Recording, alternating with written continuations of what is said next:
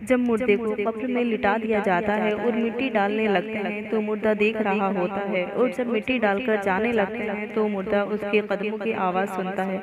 जब मुर्दे को कब्र में दफना कर जा रहे होते हैं तो मुर्दे की घबराहट बढ़ जाती है, बेचैनी बढ़ जाती है। कब्र के अंदर इतना अंधेरा होता है कि उसका हाथ भी उसे नहीं दिखता। सख्त तारीख कब्र, रोशनी का नामो निशान नहीं होता। जब मुर्दे को दफना कर लोग चले जाते हैं तो उसके बाद दो फरिश्ते काली और नीली आंखों वाले आते हैं और उसे सवाल जवाब करते हैं। कब्र में मुर्दा इतना बेबस होता है कि उसके जिस्म पर कीड़ा रेंग रहा होता है। उसको मुर्दा हटाना चाहेगा, लेकिन इतनी ताकत नहीं होगी कि उस कीड़े को अपने ऊपर से हटा सके और दूर कर सके। अपना कब्रिस्तान में जाना होता है। ये तो जो आपको कब्रें एक जैसी दिखती हैं, अंदर से ये एक जैसी नहीं होती। किसी कब्र में अल्लाह का अजाब हो रहा होता है और किसी कब्र में मुर्दा जन्नत के मजे ले रहा होता है। किसी को कब्र ऐसे दबा रही होती है जैसे माँ गोद में बच्चे को दबाकर रखती है, और किसी को कब्र ऐसे दबाती है उसकी दाईं पसली बाईं पसली में घुस जाती है और बाईं पसली दाईं पसली में घुस जाती है।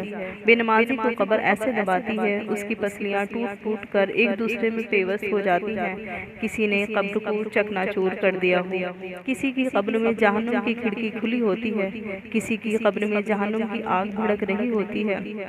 कब्र में एक अंधा सांप है। जब मुर्दे को वो डस मारेगा तो वो 70 हाथ जमीन में धंस जाएगा। कब्र दो तरह की होती है, या तो जन्नत के बाग में से एक होती है या दोज़ख के गढ़ों में से एक गढ़ा। कब्र में 3 सवाल होंगे। फरिश्ते पूछेंगे, तुम्हारा रब कौन है? जो नेक होगा वो कहेगा, मेरा रब अल्लाह है, और जो बुरा होगा वह कहेगा, हाय अफसोस, हाय अफसोस, मुझे नहीं पता। फिर फरिश्ते दूसरा सवाल पूछेंगे, तुम्हारा दीन क्या है?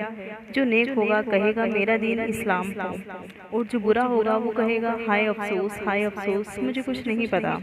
फिर फरिश्ते तीसरा सवाल पूछेंगे। नबी सल्लल्लाहु अलैहि वसल्लम का चेहरा मुबारक दिखाया जाएगा और फरिश्ते पूछेंगे, ये कौन साहब है?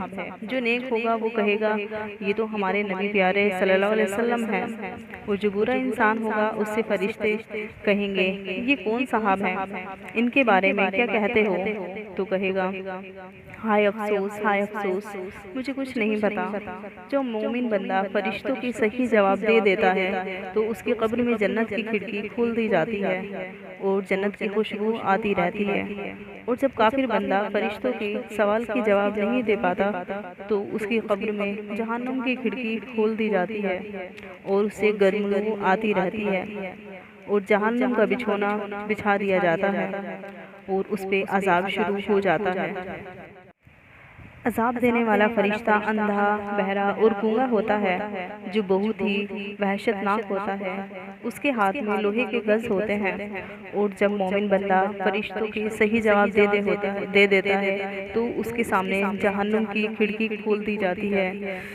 तो फरिश्ते कहते हैं, आप मेरे सवालों के सही जवाब ना देते तो तुम्हारा ठिकाना ये होता। जब काफिर बंदा फरिश्तों के सवाल का जवाब नहीं दे पाता तो उसकी कब्र में जन्नत की खिड़की खोली जाती है और फरिश्ते कहते हैं कि देख, तूने क्या खोया है। अगर तू दुनिया में अल्लाह और उसके रसूल पे ईमान ले आया होता, उसके एहतमाम पर अमल करता, तो तेरा ठिकाना यही जन्नत होती। फिर मोमिन बंदे की कब्र को 70 गज चौड़ी और 70 गज लंबी फैला दी जाती है और उसकी कब्र में जन्नत की खुशबू आती रहती है। और काफिर बंदे की कब्र को तंग कर दिया जाता है और उसकी पसलियां इधर की उधर एक दूसरे में घुस जाती हैं और उसकी कब्र में जहन्नुम की आग की गर्म लू आती रहती है। जब मोमिन बंदे की कब्र को 70 गज चौड़ी और लंबी कर दी जाती है और उसकी जन्नत की खुशबू आती रहती है, वो कामयाब हो जाता है तो वो फरिश्ते से कहता है कि मुझे जाने दो, मैं अपना हाल अपने घर वालों को बता के आऊँ कि मैं कामयाब हो गया हूँ।